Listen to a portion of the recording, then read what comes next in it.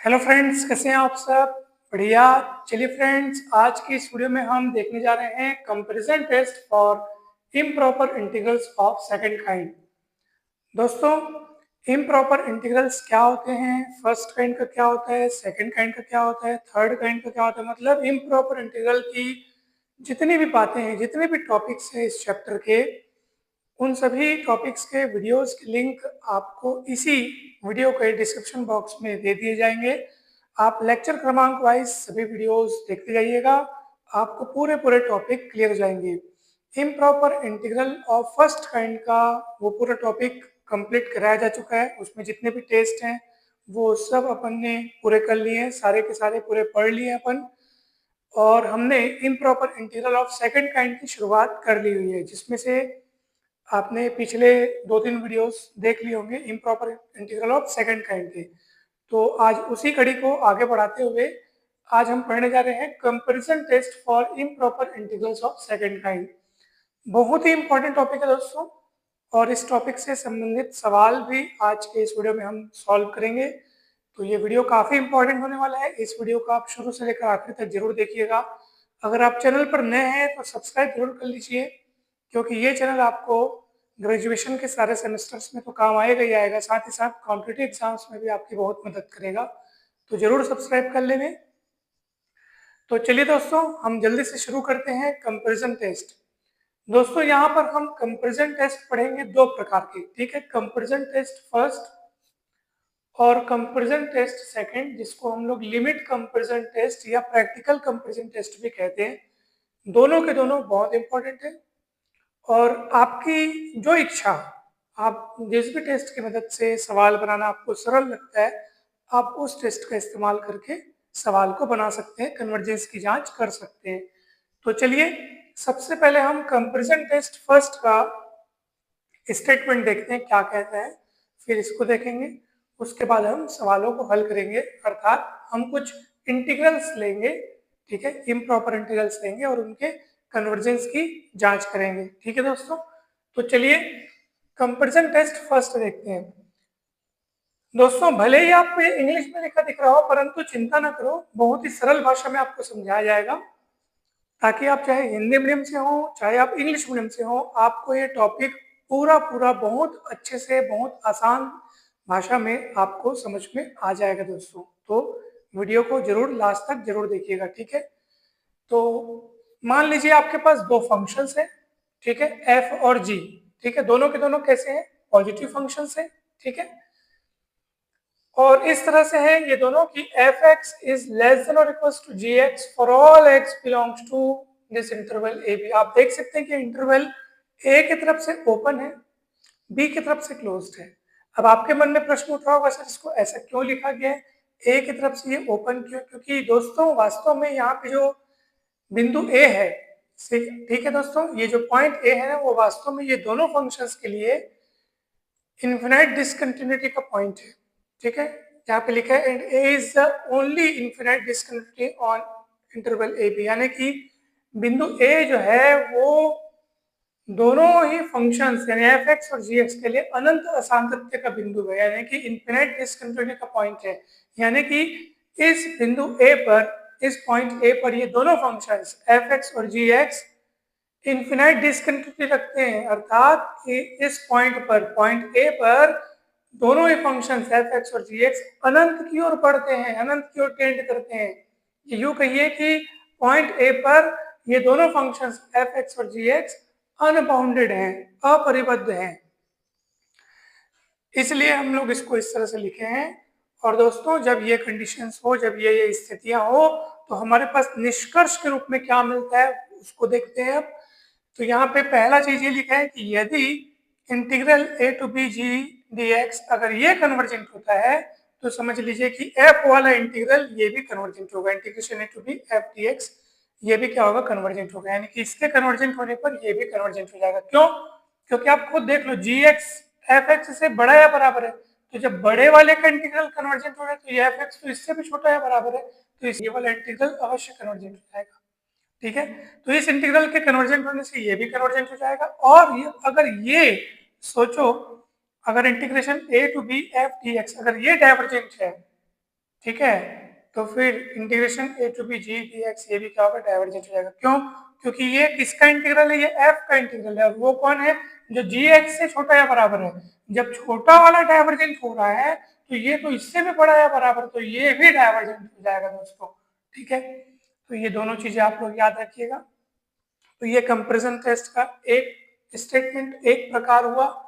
और अब comparison test का दूसरा रूप आप लोग देखिए, जिसमें मतलब जिसको हम लोग किस नाम से पुकारते हैं, लिमिट कंपैरिजन टेस्ट, या इसी को हम लोग कहते हैं प्रैक्टिकल कंपैरिजन टेस्ट।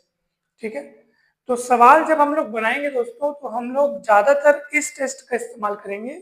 वैसे आप अपनी इच्छा से, आपको जो सुविधाजनक लगता है, आप बिल्कुल स्वतंत्र हैं, कोई भी टेस्ट का आप इसमें इस्तेमाल करके सवाल को बना सकते हैं, जिसमें आपको सुविधाजनक लगे, जिसमें आपको सरल लगे कि हाँ भाई ये मुझे सरल लग रहा है, तो आप बना सकते हैं। लेकिन हम लोग जहाँ तक ज़्यादा सरल तरीके से अगर सवाल बनने की बात करें, तो जहाँ तक हमने ये पाया है कि इस टेस्ट की मदद से सवाल आप आसानी से बहुत ही जल्दी बना सकते हैं। तो आगे जो हम क्वेश्चंस सॉल्व करेंगे, आगे जो हम इंटीग्रल्स लेंगे और उनके कन्वर्जेंस की हम जो जांचें करेंगे, उसमें हम अधिकतर इस टेस्ट का इस्तेमाल करेंगे। तो ये बहुत ही ज़्यादा इम्पोर्टेंट है, और आप इसको अच्छे से समझिएगा। इसके स्टेटमेंट के जो 3 पार्ट्स हैं बहुत इंपॉर्टेंट है, ध्यान से देखिएगा दोस्तों। ठीक है, तो लिमिट कंपैरिजन टेस्ट क्या कहता है, मान लीजिए एफ एक्स और जी एक्स दो पॉजिटिव फंक्शंस हैं, किसमें, इंटरवल ए बी में। आप देख सकते हैं ये इंटरवल जो है आधा खुला आधा बंद है। ठीक है, यानी कि ये यूं कहिए कि एक तरफ से खुला एक तरफ से बंद है। ठीक है, एक तरफ से ओपन है एक तरफ से ये क्लोज्ड है, ए की तरफ से ओपन है और बी की तरफ से ये क्लोज्ड है। तो ऐसे इंटरवल्स को हम लोग सेमी ओपन इंटरवल या सेमी क्लोज्ड इंटरवल कहते हैं। ठीक है, तो क्यों एक ही तरफ से ये ओपन है, क्योंकि देखो आप इस इंटरवल में ये दोनों फंक्शंस को पॉजिटिव बोल रहे हो। ठीक है, और नीचे अपन क्या लाइन लिख रहे हैं कि ए इसका है ना भाई, इन्फिनिट डिस्कंटिन्यूटी वाला एकमात्र पॉइंट है। तो ए पॉइंट ए ऐसा है जिस पर फंक्शन इन्फिनिट डिस्कंटिन्यूटी रखते हैं, इसलिए हम उसको इस इंटरवल में शामिल नहीं किए, क्योंकि पॉइंट ए पर तो वो इन्फिनिट डिस्कंटिन्यूटी रखता है। ठीक है, ये दोनों फंक्शंस पॉजिटिव किसमें, फिर ए को छोड़ करके बाकी फिर हर पॉइंट पे, क्योंकि एक ऐसा बिंदु है जिसमें ये दोनों फंक्शंस इन्फिनिट डिस्कंटिन्यूटी रखते हैं, अर्थात पॉइंट ए ऐसा बिंदु है जिसमें ये दोनों फंक्शंस अनंत हो जाते हैं। ये यूं कहिए कि पॉइंट एकमात्र ऐसा बिंदु है जिसपे ये दोनों फंक्शंस एफ एक्स और जी एक्स दोनों फंक्शंस क्या हो जाते हैं, अनबाउंडेड हो जाते हैं। ठीक है, तो जिस पॉइंट पर ये अनबाउंडेड हो जाता है, जिस पॉइंट पर ये इन्फिनिट हो जाते हैं ये दोनों फंक्शंस, हमें उसी पॉइंट पर तो जांच करनी होती है ना भाई। जो समस्यात्मक बिंदु होता है, जो प्रॉब्लमेटिक पॉइंट होता है, हमारा काम वही होना चाहिए। इसलिए आप देख सकते हैं limit x tends to a plus x tends to a plus x tends to a plus, क्योंकि बिंदु ए ही हमारा यहाँ प्रॉब्लमेटिक पॉइंट है, वही हमारा समस्यात्मक बिंदु है, वही हमारा पॉइंट ऑफ कंसिडरेशन बिंदु है, यानी कि वही हमारा विचाराधीन बिंदु है, उसी पर हम विचार करेंगे, जो भी काम करेंगे वो उसी के लिए करेंगे।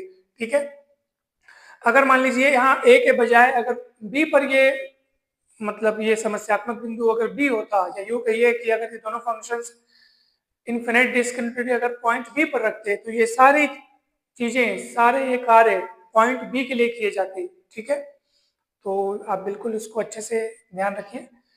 हाँ, तब हम लोग उस समय क्या लिखते हैं बताओ, जैसे यहाँ पे x tends to a plus लिख रहे हैं, वहां पे x tends to b minus लिखते हैं। तो इस चीज को आप लोग ध्यान रखिएगा। ठीक है, तो चलिए, तो हम लोग इसके स्टेटमेंट देख लेते हैं कि क्या क्या लिखा हुआ है।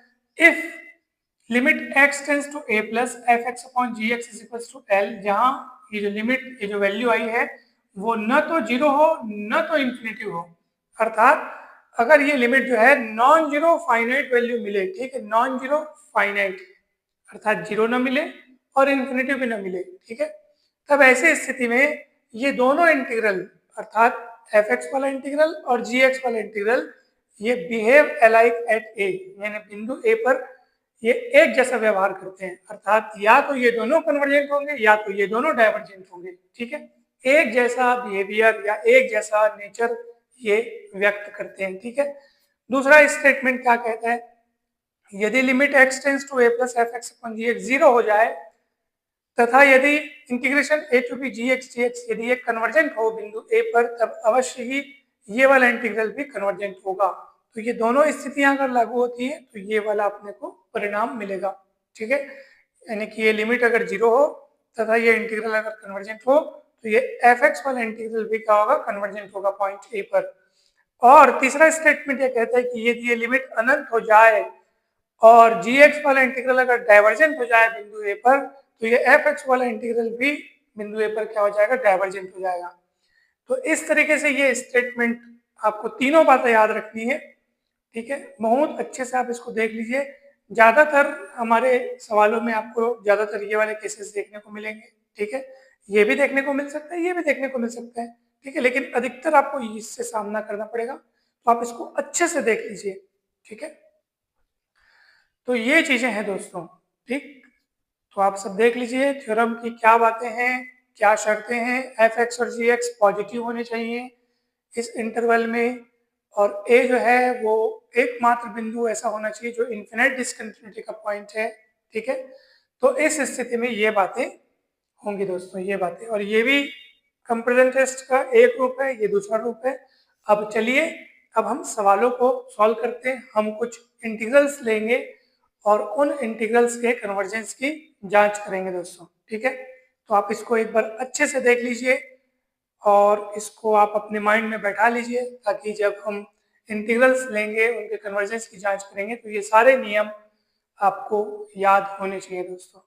ठीक है, तो चलिए फ्रेंड्स, हमने यहाँ पे कुछ इंटीग्रल्स लिखे हुए हैं और इनके कन्वर्जेंस की जांच हम करेंगे कंपैरिजन टेस्ट से।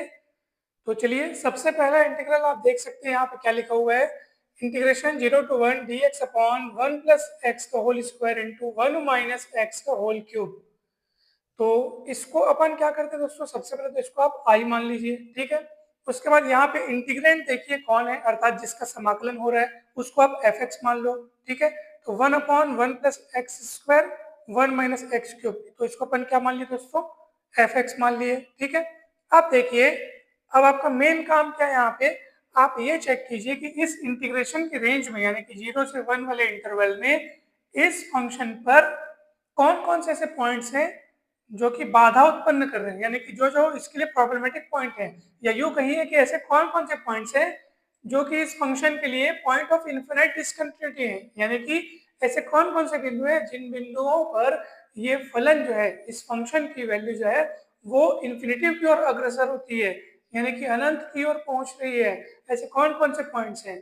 ठीक है दोस्तों, हम आपको अलग अलग तरीकों से समझाना चाह रहे हैं, ताकि जो भी शब्द जैसे आप सुनते हैं कि फंक्शन अनबाउंडेड हो जा रहा है, तो ये सब आपको अच्छे से समझ में आने चाहिए।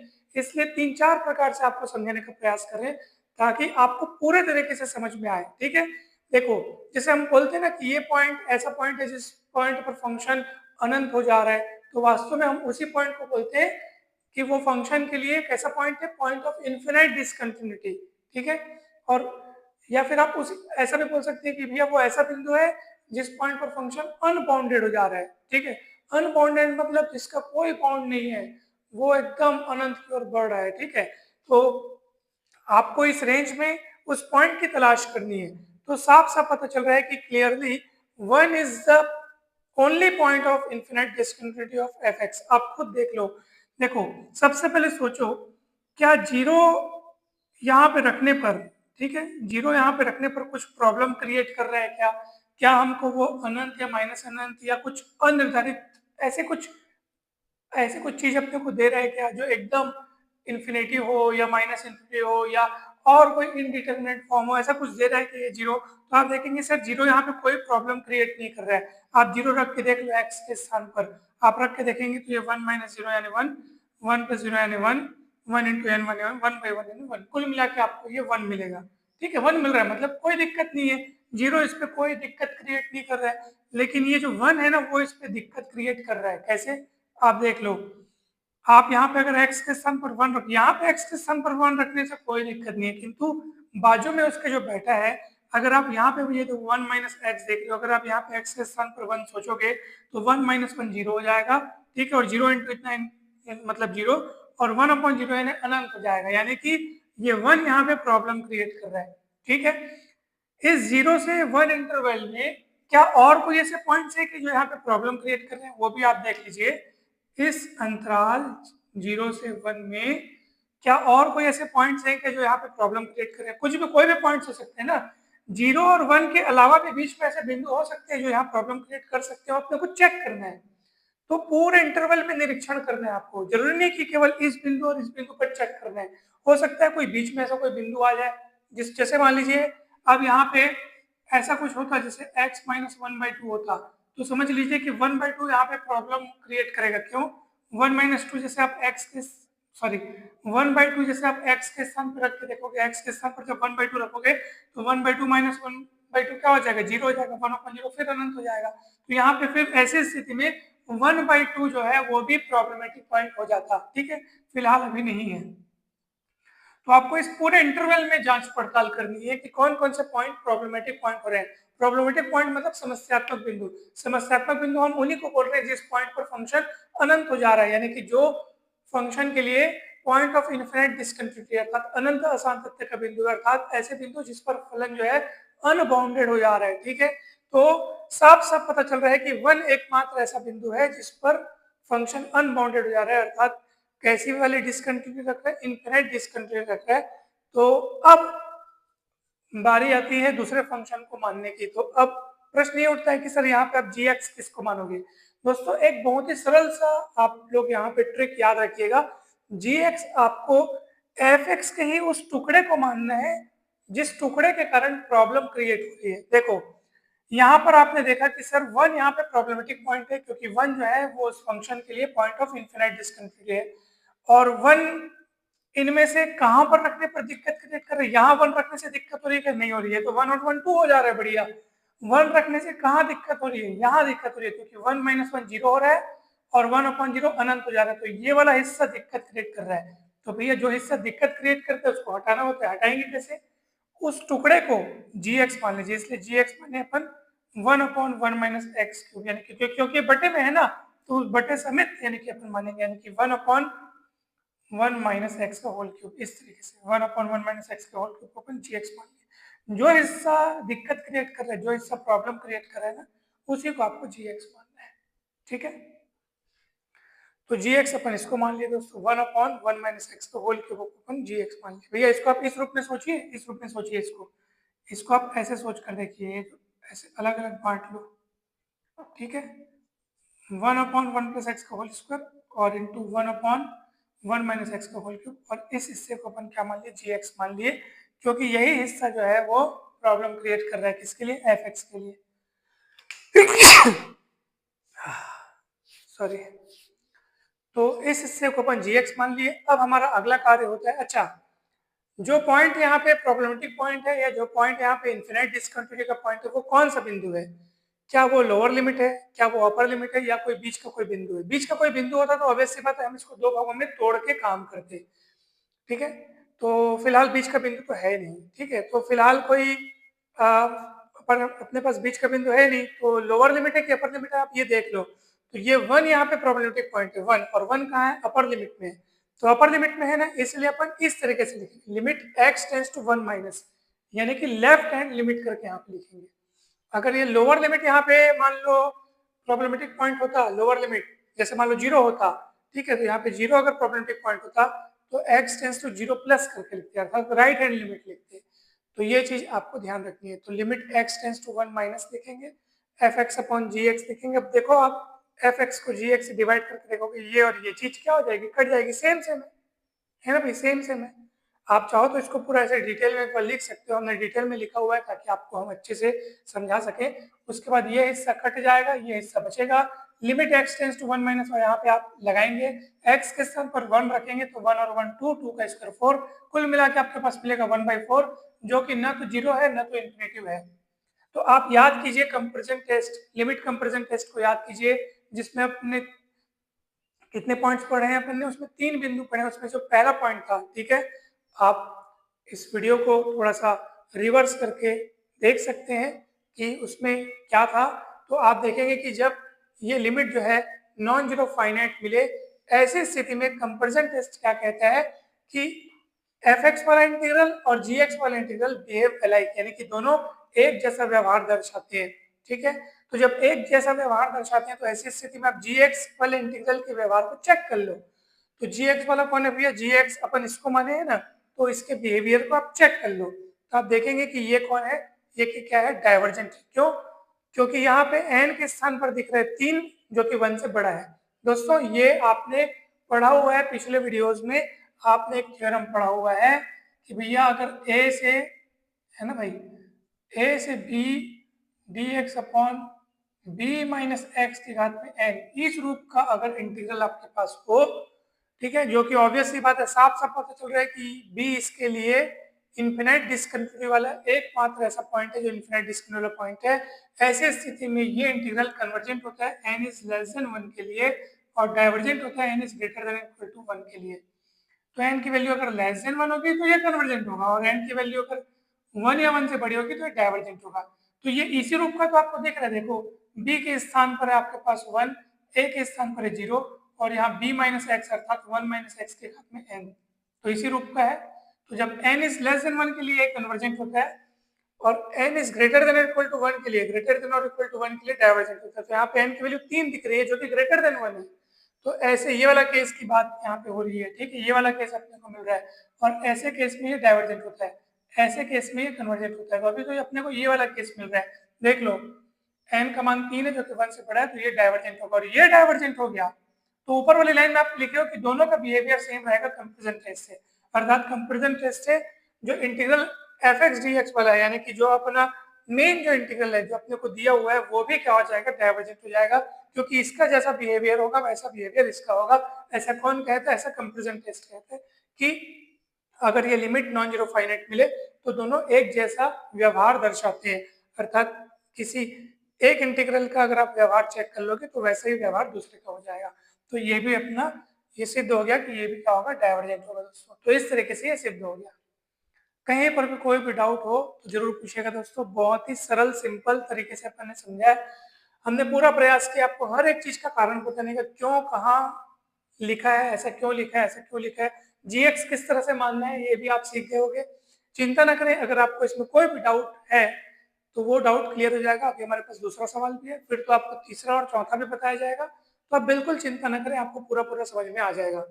दूसरा सवाल आप देख सकते हैं, ये इंटीग्रल अपने पास दिया हुआ है एफ एक्स, उस फंक्शन को मान लो जिसका समाकलन वहां हो रहा है, अर्थात इंटीग्रेंड या समाकल्य जिसको हम कहते हैं, तो एफ एक्स मान लिए।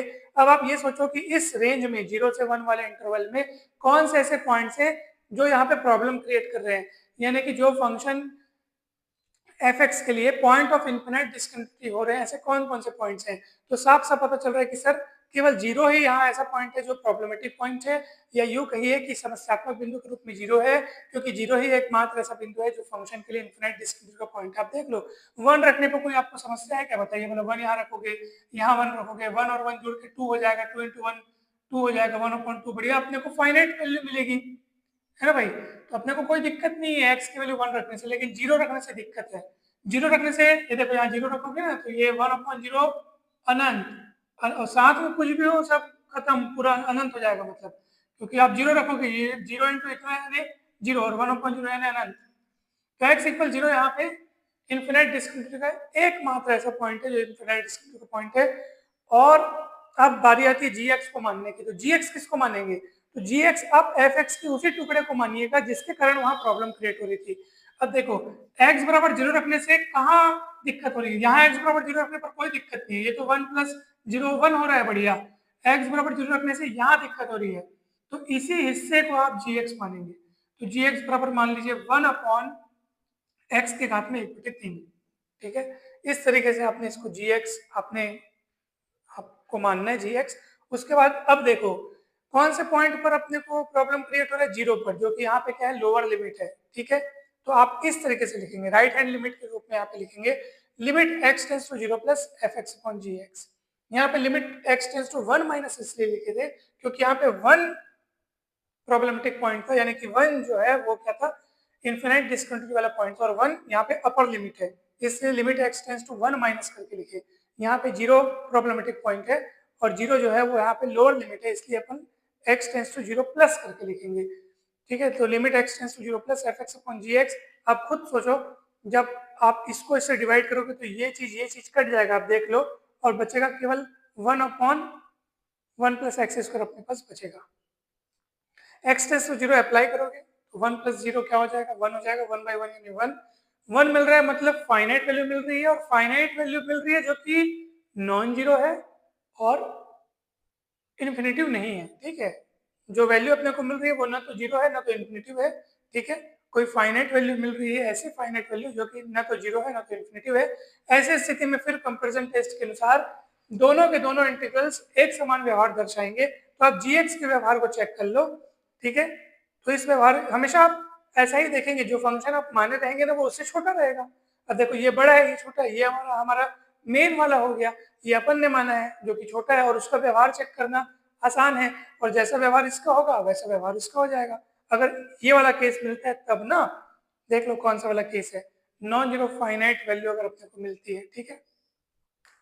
तो भैया जीएक्स वाले इंटीग्रल के व्यवहार को चेक कर लो। यहाँ पे क्या दिख रहा है, 1/x की घात में 1/3, और 1/3 जो है 1/3 जो है वो 1 से छोटा है, 1 से छोटा है, तो ऐसे केस में ये क्या होगा, कन्वर्जेंट होगा दोस्तों। अब यहाँ पे आपको कौन सा टेस्ट लगाना है, अब अपन ने पढ़ा हुआ है, तो इसमें जो अपन ने पढ़ा हुआ है दोस्तों वो ये वाला है, ध्यान से देखिएगा।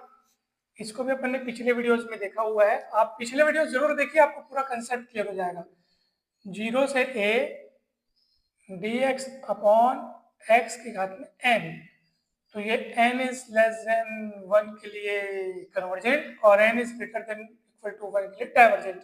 तो अभी n के स्थान पर दिख रहा है 1/3 जो कि 1 से छोटा है, अर्थात ये वाला केस फिट हो रहा है, और इसके लिए ये कन्वर्जेंट होता है, यानी कि ये कन्वर्जेंट हो गया, और ये कन्वर्जेंट है, तो फिर हमारा जो मेन इंटीग्रल है वो भी कन्वर्जेंट हो जाएगा। कंपैरिजन टेस्ट से दोनों एक जैसा बिहेवियर दर्शाएंगे, तो जो व्यवहार इसका है वही व्यवहार उसका हो जाएगा, क्योंकि integral F x D x वास्तव में कौन है, हमारा दिया हुआ इंटीग्रल है, ये वाला है ना भाई। तो फिर ये भी सिद्ध क्या हो गया, ये भी सॉरी ये भी कन्वर्जेंट सिद्ध हो गया दोस्तों, ठीक है।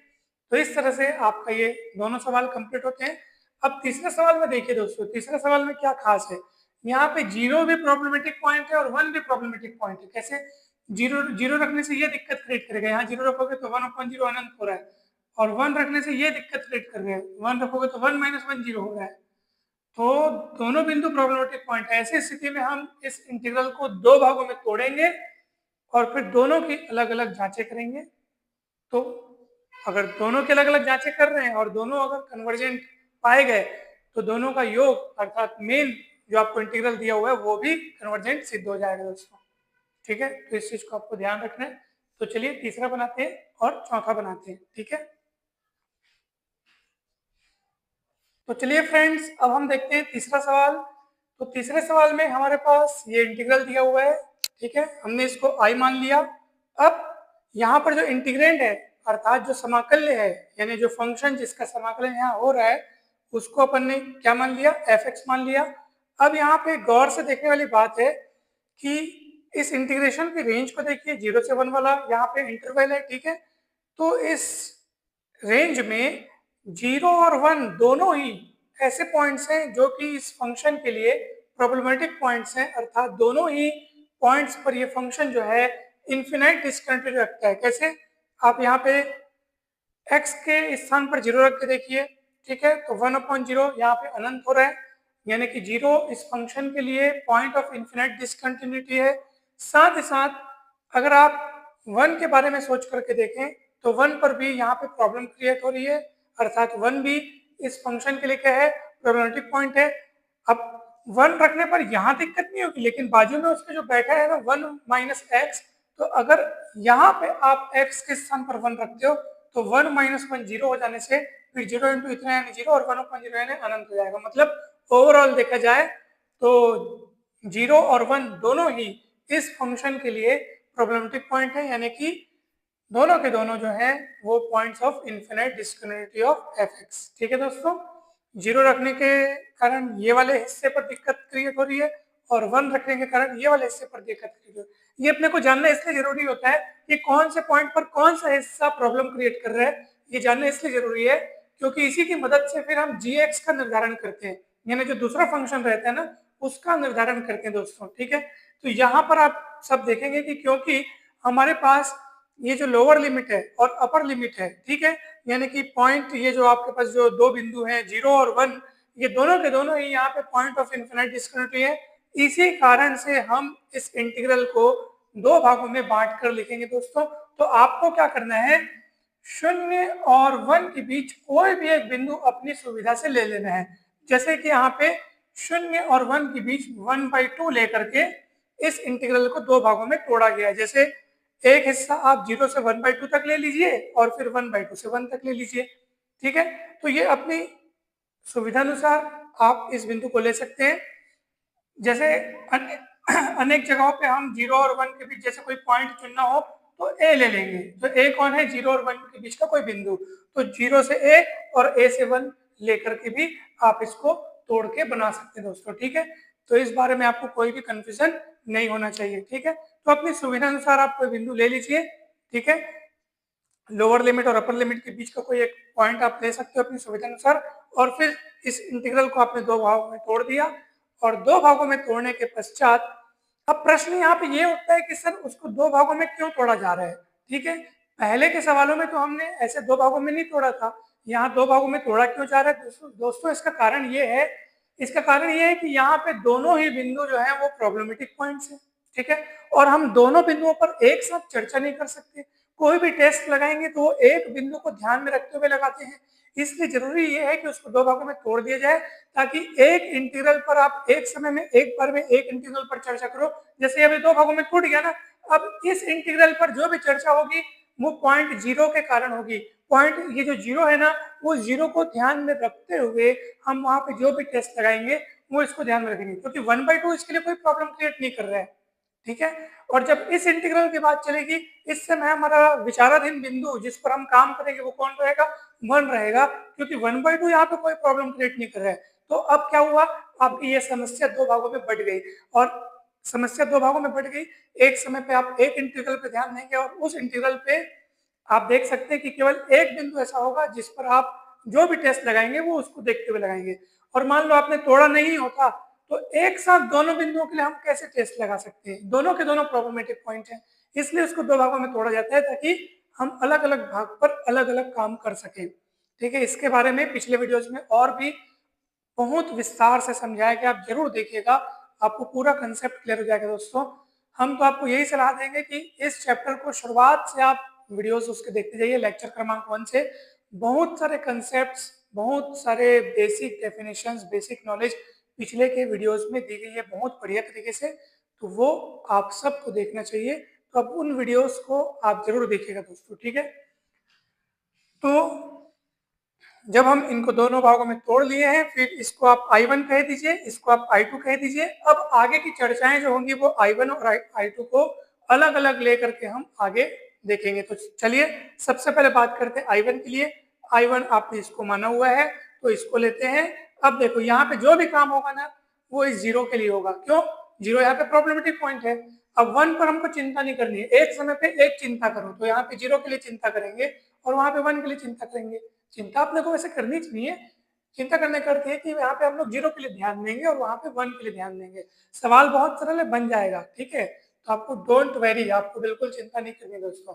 फिलहाल अपने को यहाँ पे अब बारी आती है कि सर GX किसको माना जाए।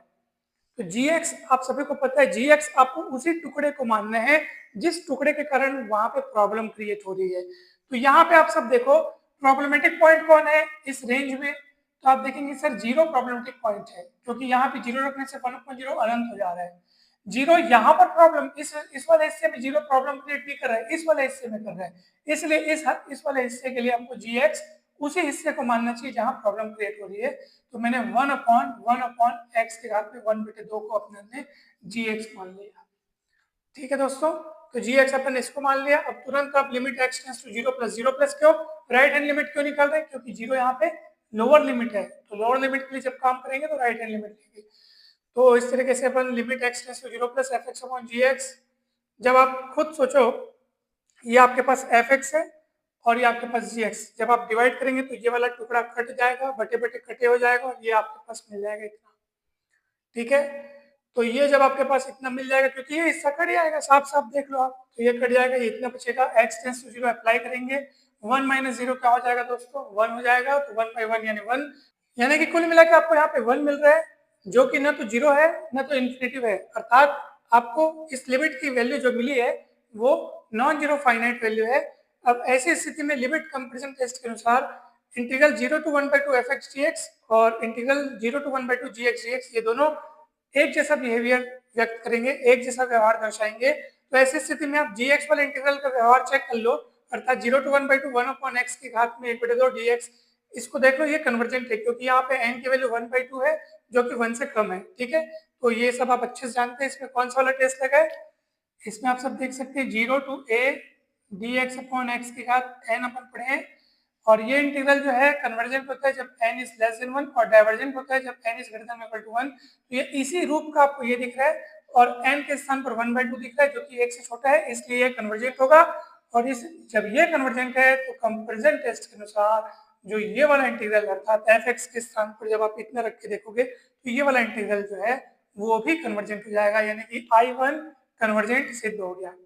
ठीक हो, इसको आपने नंबर 2 नाम दे दिया। ठीक है, अब देखो, अब दोस्तों I2 की बात करते हैं, यानी कि इसका जो दूसरा वाला हिस्सा है, दूसरा वाला टुकड़ा है, यानी कि ये वाला, इसकी बात करते हैं। अब यहाँ पे आप देखो प्रॉब्लमेटिक पॉइंट कौन है, तो यहाँ पे 1 प्रॉब्लमेटिक पॉइंट है क्योंकि 1 - 1 करने से 0 हो जा रहा है, 1/0 अनंत हो जा रहा है। तो अच्छा 1 कौन से हिस्से वाले पर प्रॉब्लम क्रिएट कर रहे हैं, यहाँ वाले हिस्से में 1 रखोगे तो कुछ नहीं होगा। देखो 1 रख के देख लो, 1 की घात 1/2 है ना भाई, उससे कुछ दिक्कत नहीं हो रही है। लेकिन यहाँ पे आप 1 रख के देख रहे हो ना तो दिक्कत हो रही है। तो ये जिस हिस्से में दिक्कत हो रही है उसी को आपको दूसरा फंक्शन मानना होता है। दोस्तों अब gx अपन मान चुके हैं तो यहाँ पे कोई दूसरा फंक्शन मान लेते हैं, अपन इसको phi x बोल देते हैं। कौन से हिस्से वाले को phi x मानना है, जिस हिस्से के कारण प्रॉब्लम क्रिएट हो रही है। तो 1 यहाँ पे रखने पे 1 - 1 0 हो जा रहा है, 1/0 अनंत हो जा रहा है। 1 यहाँ पे प्रॉब्लम क्रिएट कर रहा है, इसलिए उसी टुकड़े को अपन phi x मानेंगे। तो 1/1 - x की घात में 1/3 को आपने phi x मान लिया।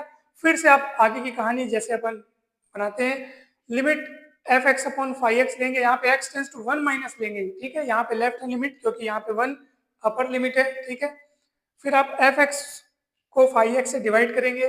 तो जब आप fx को phi x से डिवाइड करेंगे तो देख लो आप कौन कौन सा, ये वाला टुकड़ा कट जाएगा और बचेगा 1/x की घात में 1/2।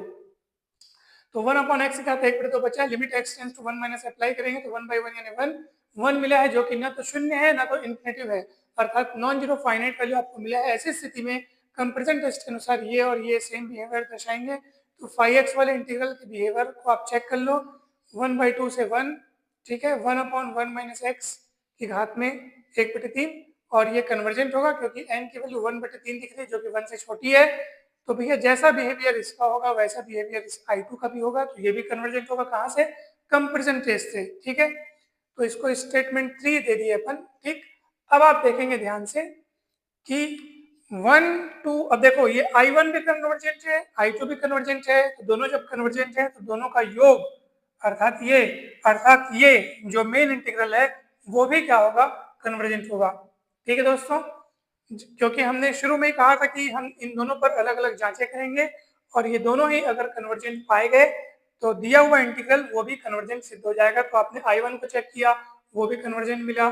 ठीक है, इसको अपन ने स्टेटमेंट 2 नाम दे दिया। ठीक है, और उसके बाद अपन ने I2 को चेक किया, वो भी कन्वर्जेंट मिला, और उसके बाद ये भी कन्वर्जेंट, तो दोनों का योग अर्थात ये भी कन्वर्जेंट हो जाएगा।